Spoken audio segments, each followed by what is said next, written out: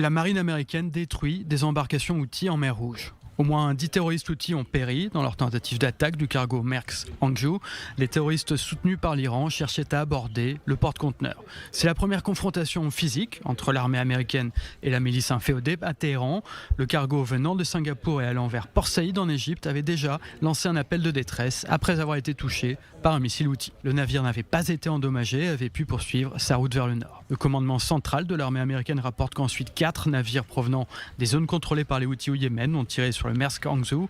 Quand la marine américaine est intervenue, il s'était approché à quelques mètres du navire. Les hélicoptères américains ont répondu à un appel de détresse et après avoir essuyé des tirs, ils ont coulé 3 embarcations en état de légitime défense. Les équipages ont été tués et le 4e bateau a pris la fuite vers Hodeïda au Yémen. Les Houthis attaquent les navires en mer Rouge depuis le mois de novembre. Ils ont lancé plus de 100 attaques de drones et des missiles sur des navires empruntant cette voie de navigation maritime vitale pour le commerce international. Maersk, propriétaire du bateau attaqué, a déclaré avoir interrompu ses opérations en mer Rouge pour 48 heures.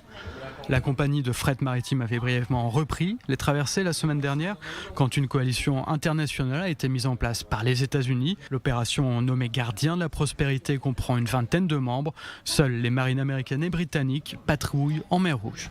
Depuis le début de l'opération, la coalition a abattu un total de 17 drones et 4 missiles balistiques anti-navires.